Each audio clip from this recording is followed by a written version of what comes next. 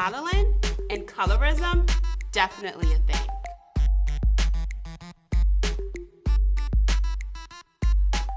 And why do people think that plus-size women cannot find love?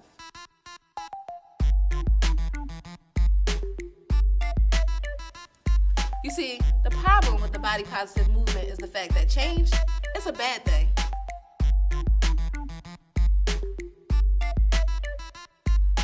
I need to know what Drake really meant by BBW.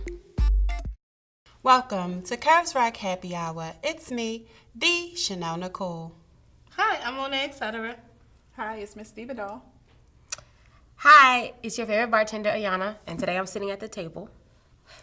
Today's discussion, we're going to discuss growing up curvy, what it was like to be young and curvy, and the things that we see young girls experiencing today. So ladies, let's talk about it. How was it growing up curvy? I didn't know. I'm going to be real honest. I didn't know I was curvy until I met you all. Really? I'm so serious. I knew I was a little bigger than all the other girls, but I never considered myself curvy until I met you all. Really? Yeah. Did anybody ever treat you differently? No, I don't think so. I always felt different because I knew everybody was skinnier than me. I knew whether they were wearing a size 2, I wore a size 8. Okay. But nobody technically ever treated me differently because I was bigger than them or I was the only black girl sometimes. But it didn't hit me. I don't want to say not how big I was, but my size didn't hit me until working with Curves Rock Fashion Weekend. And then to constantly keep going through the motions and see girls that are a size 22. I've never seen somebody a size 22 either. Okay. Wow. So. Why is that? The community? Yeah, I think just where I lived. Well, I think in Waldorf, where I lived, it's a lot of Filipinos. So you really don't see, it's either you white, black, or Filipino mostly. So nobody was really big. I think my mother didn't talk about size to me.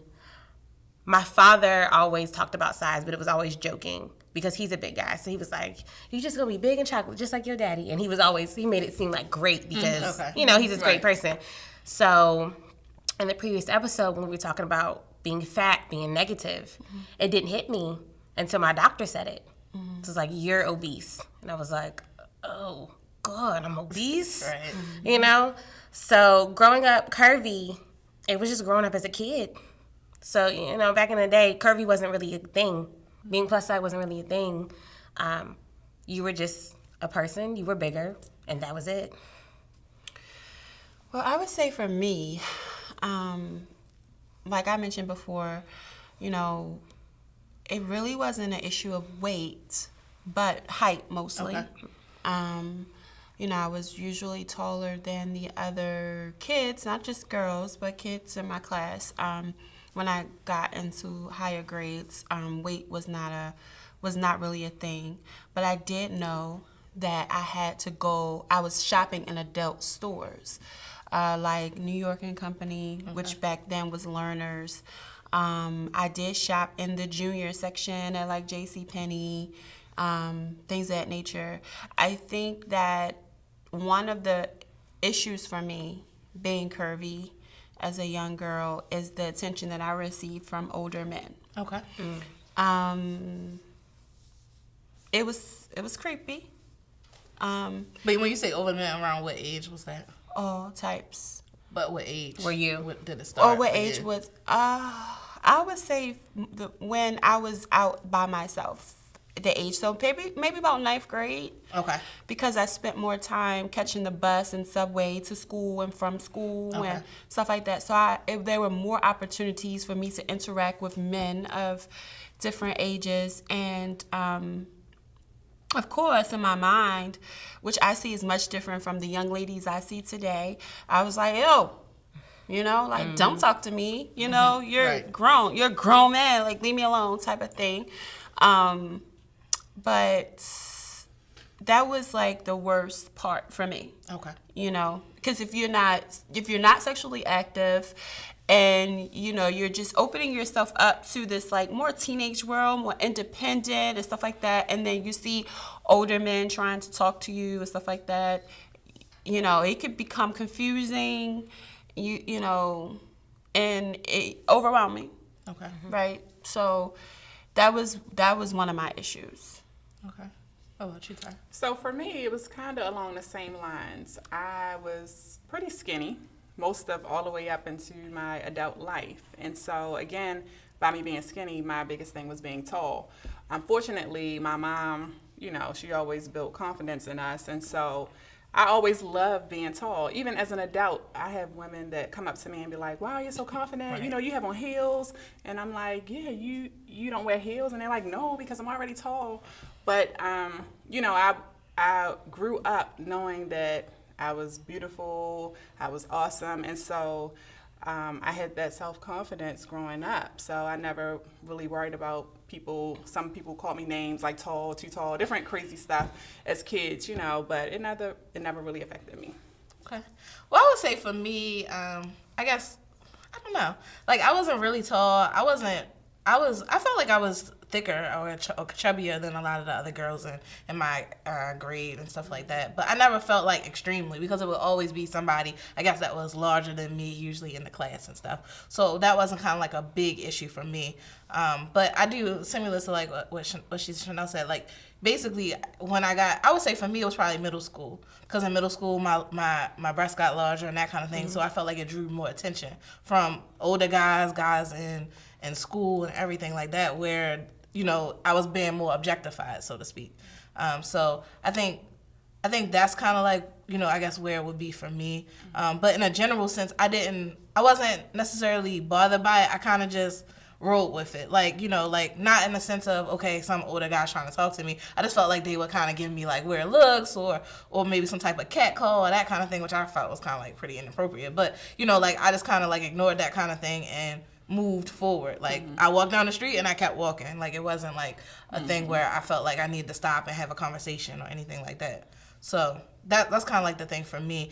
I don't feel like it had like a huge impact, so to speak. I didn't like I guess I didn't like being called like I guess fat or anything like that. I felt like, you know, I always felt like, okay, that's a derogatory term. Like, why would you say that about me? Or like there are people larger than me, like way larger than me. So why do you feel that way about me? And I always felt like, and actually looking back at those pictures, I just felt like I was just really curvy in comparison to a lot of other girls that were my age. Like they just hadn't developed yet, so they weren't as curvy as I might have been. So where I might be in like a 7 or something in middle school, the other girls, you know, maybe are still in like, you know, the kid sizes. Mm-hmm. So I think that's kind of like what the big difference was between me and them at that age.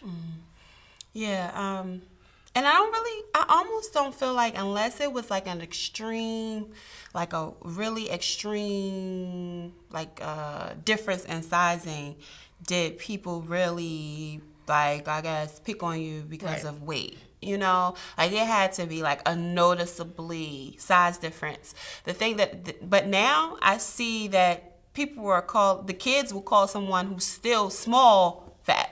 Right. You know, but sometimes they're not calling it because you're visually fat. They calling it because those are derogatory terms that they feel like they picked up. They don't really, you know, associate any real, like, I would say facts behind it. It's just like, you know, the go-to type of thing. Right. You could probably I think saying that somebody's fat just is a way to upset them, to make them angry, even if they're not fat. Right. You know? Right. I think I remember it too. The first insult that ever happened to me, and I think I was in like first grade. Somebody had called me tar baby. Wow. And I had never, you know, I heard it on like, I don't know if it was The Color Purple, but it was one of those older movies where, of course, the dark skin the lady was just treated horribly. So the girl had called me tar baby, and I didn't know how to feel because, you know, when you go up around grandparents, they're just like, oh, you're so cute, your little chocolate drop and all that stuff. So I thought I was great, and then she just called me tar baby, and I was just like, I am really that black. And then being bigger, and I was like, and then I just grown up, and I was like, I'm really that black and I'm that big at the same time. So I had to like put up this vote of confidence, being so little, having large breasts at the young age, being this dark, growing up around being glorified light skin, or you were really white. Back in the 90s, it was you were really white or really light skinned. That was the glorification factor. Okay. So what you're not gonna do? Well, no, I'm not gonna cry. Okay, because my face is big. I'm not gonna keep it that way. No, I'm not gonna cry. I'm just saying it took that to make me be like, I'm cuter than that. You know, I'm cuter than the lot of the what you think is Star Baby. I know I'm cuter than that. Right. So it becomes this factor of where you feel like the more you're beat down, I want girls to know that the more you can be held up, right, to anything. Yeah. Don't cry. You don't cry either. Nobody's crying. Yeah. Well, you know, I mean, just kids, you know, you never know what anyone is going through, right? It doesn't have to be. And I'm saying this because in school, probably start in elementary school, straight to middle, whatever, I was really good at, I guess you could say putting up defenses, but I don't feel like it was a defense for me. I felt like if you come for me, and we weren't using those words then, we were using like, I'm going to get on you, I'm all kinds of things, right? And so I was good at it. Like, you can come with it. Whatever you got, I will get you. So trust me. And it's nothing is off the table. And I have always been, I mean, even now, like, you know, a lot of times people say there's a lot of differences between me and my sister. But what I noticed in my older years is that we're actually both really reserved, but I will attack you differently. Right. Like, she will probably ignore you, but I'm more than likely going to attack you. And I don't have to, it doesn't have to be physical, but I'm going to fight back. It's just one of those type of things. She's probably going to be like, whatever. I'm going to be like, you tried it. So, and I've always been like that as a kid. And I don't want to say it's a defensive thing, but it probably was. Right. But at that time, I was ready. Right? And so I always remember this one story. I think I was in the fourth grade. Okay. Yeah, it was fourth. And we were in class, and the teacher told everyone, like, listen, somebody in here stink, right? And if I come by, really, you've had her as a teacher too, Ty. It was at Callaway. So she says, if I come by and tap you on your shoulder, I need you to see me outside, and we're going to talk about this, right? Now, mind you, when somebody saw somebody tapped on the shoulder, we were like, oh my God, it was high, right? That's crazy. So that never happened to me, mind you, because my arms didn't stink. However, zoom in right here. It's a joke. You know what? So it never happened to me, but what happened was because she made that whole big thing, every class, people were all like, I didn't do it because I'm there to learn. I don't do stuff like that. But anyway, people were all like, I bet you it was you. I bet you it was you. Yeah. It's her right there. Let me see. Everybody wants to see. Let me see.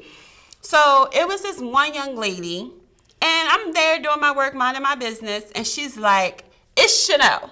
And I was like, skirt? You don't even know me.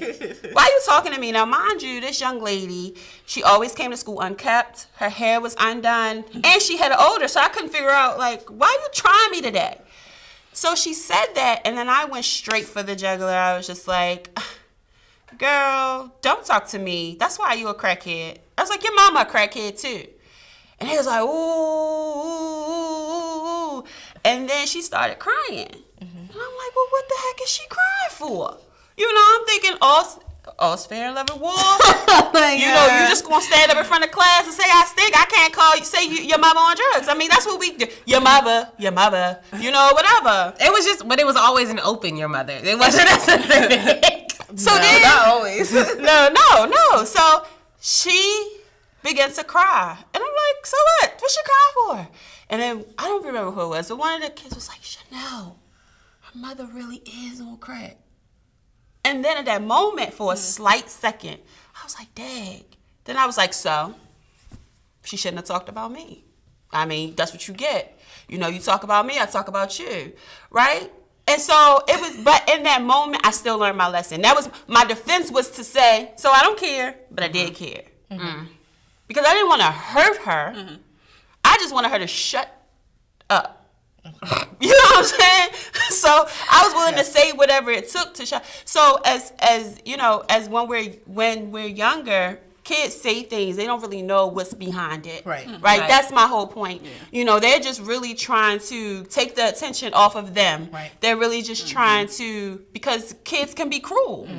You know, and growing up curvy and growing up plus size is just one of those things where people feel like that you're a target. Right. You know, and it used to be things were off limits, right? Like maybe your parents being on drugs wasn't off limits then, but you know, like autism, like, or developmental, like somebody was, we say retarded then, but that's not the word they use now. You know, those kind of kids were off limit, you know, but now these kids don't act like anything is off limits. Right.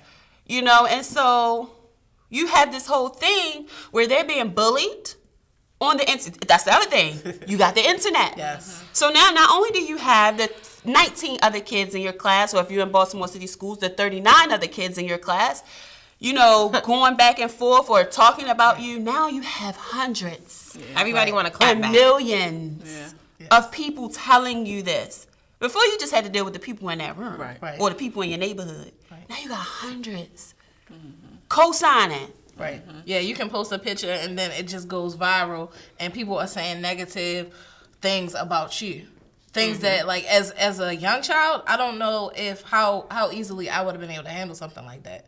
You know what I mean? Like, just hundreds of people just, if you just read in the thread and just being like, wow, this is what people think of me. You know? Because I see it on adults' pages and I'm just like, this is just outrageous. Like, for me, I wouldn't really care at this point. But, like, as a child, like, to imagine them going through that, you know? Some adults can't handle it. That's I like know. the little girl that committed suicide, the little 10-year-old girl, because someone uploaded that she was being bullied, and then someone recorded them fighting and uploaded it to Musically, and because of that, the little girl committed suicide, 10 years old. And I'm like, wow, you know, that's terrible that she thought that was her only out. Yeah. But And it's really important also for parents to take notice of what's going on social media, what's happening with your children's accounts, how are they using it, everything, who their friends are. You have to pay close attention to that because you need to know that it's really important to protect them, especially with this internet and social media and everything that's going on. It's so easy for a small bullying incident to become a major bullying incident. Right. So let me ask you a question, and I think this happens, and we all joke about it, and then hearing you say that, I don't think it's a joke anymore. You ever seen those pictures where a girl, she'll think she's so cute, and she'll be like, y'all gonna tell me I'm cute or not? And then you get a thread of be like, or not, or you look like this, or you look like that. And they're usually funny. Thinking about it, like, retroactively, I laugh at them. But hearing you say that and hearing about the girl, it's not funny. And I don't know if they're meant to be funny, but they're not. And I feel like that's a form of bullying, whether you take it seriously or not. If you upload a picture of yourself and you say you cute, it don't need to be 1,000 people saying you're not. Right. Well, it goes with the whole, if you don't have anything less to say, just keep it to yourself. Right. You know, it doesn't, it's no, Everything doesn't require a comment. Right. And that's the thing. With the internet, everybody thinks they have to comment on everything. Everything deserves their opinion. And it's not. Like, some things you see stuff and you're like, people post, I mean, just to go off topic for a second, food. And I don't want to see some of these food plates people fix. And I don't have anything nice to say, so I don't like it and I keep scrolling. I could be like, please stop posting your food. It looks nasty. But instead, I let them be. You know, they enjoy there's posting plenty it. of times Right. when I see stuff and I'm just like, okay, let me just keep on scrolling because what I'm thinking in my mind is Right. probably not nice. Right. The internet troll term was created for a reason. Right. But a part of the internet too is I think like a lot of it is built on shade. You know, you have whole, accounts that are just shading people the entire time. It's rare that they're like saying something great about somebody. So you have to be careful what you're posting and what you're allowing other people to post and just paying attention and understand that with posting, you're going to get that might be positive attention, but there also has a chance for negative attention. Yeah. So you got to pay attention to that and be willing to accept whatever comes. and put yourself in a position to say, okay, Yeah. am I willing to be able to handle what is going to happen once I put this on social media, once I put this on the internet? Can I take the backlash that I could get from it? If you're not ready for that, then you shouldn't be on there. So that's a part too, like what parents got to see. Is your child mentally healthy enough to be a part of this type of environment? Right. If not, maybe you don't allow them to get on until they get older, you know? Because kids are still, like, at certain ages, they're still trying to figure out what a friend is. Right. What an Exactly. associate is. You know, what to take from them, what to let stay with them. Like, for instance, my son said to me, I brought him some stick bots for his birthday. So he took them to school. I didn't want him to take them to school because I already knew, like, all the back and forth and stuff, and I've had to write his name on his stuff or whatever. And he says, hey, Ma, you know, someone said, one of my friends, because he still called all his classmates friends, Right. even though I correct him and say classmates, he still call them all friends. That's what they teach him. Hey, your friend, that's your friend, your friend, your friend. Right. Right. And so he said, hey, my friend said if I didn't let him hold the stick bots, he wasn't going to be my friend anymore. He said, but I told him, I don't care. I got other friends, and no, he couldn't hold my stick bots. I said, yeah, boy, that's that 7-year-old talk, you know, encouraging him to be a big boy, to make his own decisions, Right. you know. But just imagine, like, when you are still trying to learn, what's the difference between a friend and an associate? All these people on the internet, they your friends if they following you, if they commenting, Right. you know. And so now what they have to say matters, but it really don't. So I really don't believe, like, until, as for social media purposes, you should be able to activate an account by yourself until you understand your own personal concept of who you are. Right. No matter what you say, I know what I am. Right. You know, like, I know what God says I am. And when you're little enough, what mommy says I am, what dad says I am. Right. Because when you're a kid, your parents are like God to you. You know, what they say matter. Right. You know, and until you can grasp that concept, I really don't believe that you should be in a position. And to be truthfully honest, most parents are too busy to monitor those type of things. Right. You know, they just are. They're just too busy to really, like, say, you know, let me see or whatever. Right. You know. My mom never monitored. My mom never monitored anything. I think going into the future, that's the kind of parent I want to be, because now that I see what's out there and who's out there in the internet, I want to monitor everything. But I think I'm thankful for, because you said, like I said, your parents are God. I idolize both my parents for very different reasons. My father's a people pleaser. My mother is quite the opposite. So growing up, I wouldn't have had the courage to say, no, you can't hold it.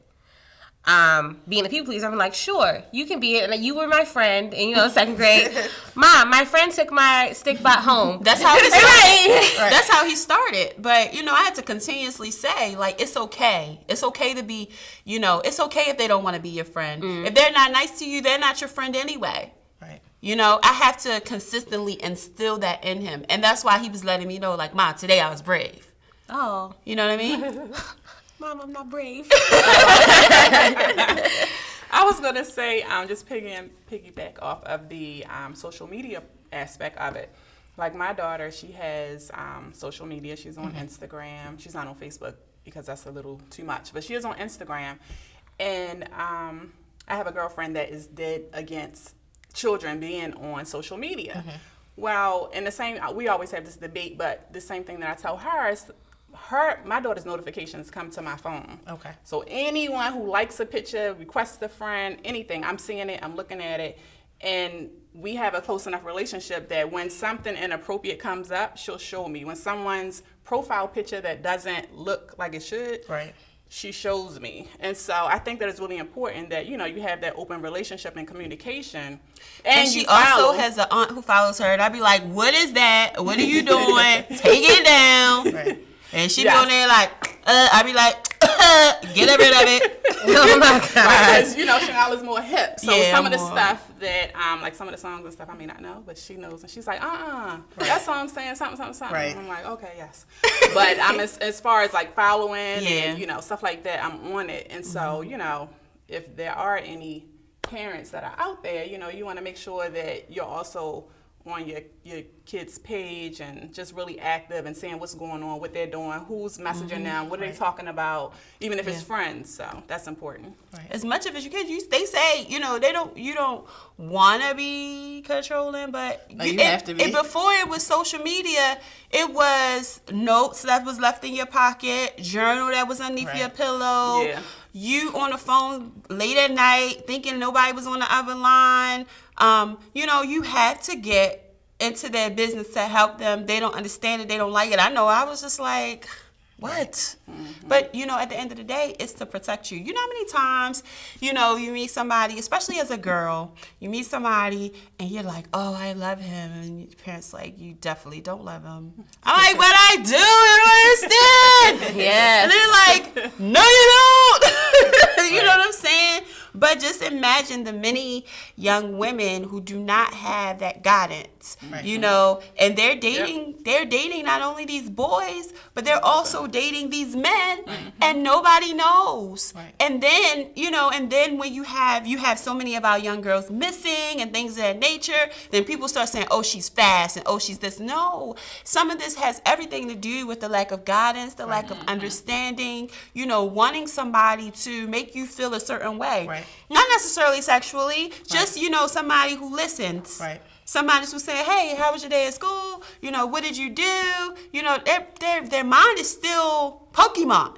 You know, it's just that somebody's paying them some mind, paying them some attention. And so, you know, it's just working in the field. Since I've been 18 and before then, just working with young people, period. You know, the thing that makes me good at what I do is because I can go back, you know? Sometimes when we become adults, it's almost like, you know how sometimes you see movies and the babies lose their, like, once they step over, it's little movies where they say once they step over into another age, they lose their insight and stuff like that. You know, as adults, you have to be able to go back and say, I know what that was like. You know, to understand, in order to help somebody, you got to understand where they're coming from. That's what empathy is. You know, instead, if not, sometimes parents put complete blinders on. How dare you? Like, but you did it. So stop playing. You know, what do you mean, how dare you? She's doing the exact same thing that you did. She's experiencing. So what did you want somebody to do for you when you was there? Did you want somebody to yell at you? Or did you want somebody to be like, okay, I know that such and such happened, but, you know, this is how we going to handle it from here. I think sometimes it's hard to kind of draw back to when you were not, like, for me, I feel like I'm kind of similar where I can kind of draw back to when I was, you know, that age and how I reacted to things and how I wanted things. But I think sometimes as parents, I feel like they're unable to do that, you know. So they think about it, but in the same sense, they're kind of like, I don't really remember it being like that for me because so much has changed for certain, depending on how old your parents are.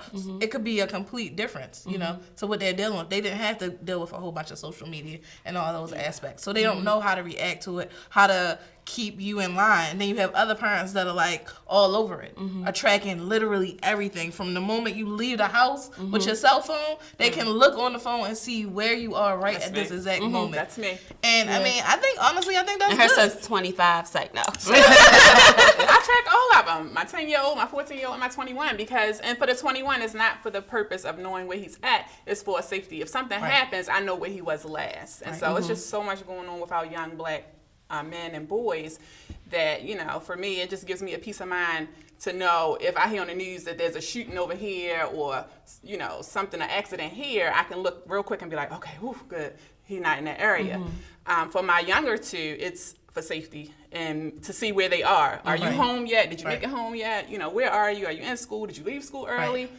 All of those things. Yeah, the parents who I've talked to who still track them even as they're older, that's what they said. Like, if they have children that are in college, they want to know because they want to be able to say, okay, this was the last place she was. Right. At least they have some, like, final thing because so much goes on nowadays. Yeah, even though for me, I thought it was a bit extreme because I'm like, she's in college, let her have fun. No, she didn't tell me she was going to this party. I'm like, let her enjoy herself, please. Yeah. Now, see, I don't do that. Because it even, like, the one of the apps, I don't even know the name of it, it'll even tell you what speed the car is driving. That is extreme. She was like, where was she at? They were going 70-some miles an hour. I'm like, she's in college. That's me. No. Wait a minute. It's an app. Remember. Verizon has this thing. It's called Glimpse. And I sent it to my mother. Okay. And I remember I was driving to Baltimore one time, and I was going like 77, and it just kept going up. Well, 295. And with Glimpse, it'll disappear after a certain amount of time. Okay. So it disappeared after 5 minutes, and she was like, "You were going 77 and it disappeared. I thought you crashed." And I was like, "Oh my goodness, it's not that extreme. I turned it off because it was no point in you watching me this far." Oh yeah. Anytime you talk to my grandmother and the phone cuts off, it's a Oh, problem. my God. It's a problem. The police, Yes. the news station, Yes. whatever. You better call back. It's just I know that. So this is a very important conversation, especially if you know young girls, or if you have young daughters. So talk to them about, body image and body imaging, and, how, start the conversation about, just positive body images. And sometimes it helps to let them know the things that you've been through to a censored point. Right. So they can understand that it's not just you. Right. People go through things. Even if it's not your story, and something that happened to somebody else that they can identify with. Right. Hey, such and such, remember such, she went through and this is how she overcame. They can look and see, like, okay, maybe I won't be here forever. Maybe I won't feel like this forever. Right. And so this is our final taping before our live episode, and we wanted to dedicate this episode to curvy young women everywhere. Yes. And to let them know that it is okay. Yes. It is okay. You are great at whatever size you are. You can be whatever it is you want to be. And now we have a special message from each and every one of the ladies of Curves Rock Happy Hour.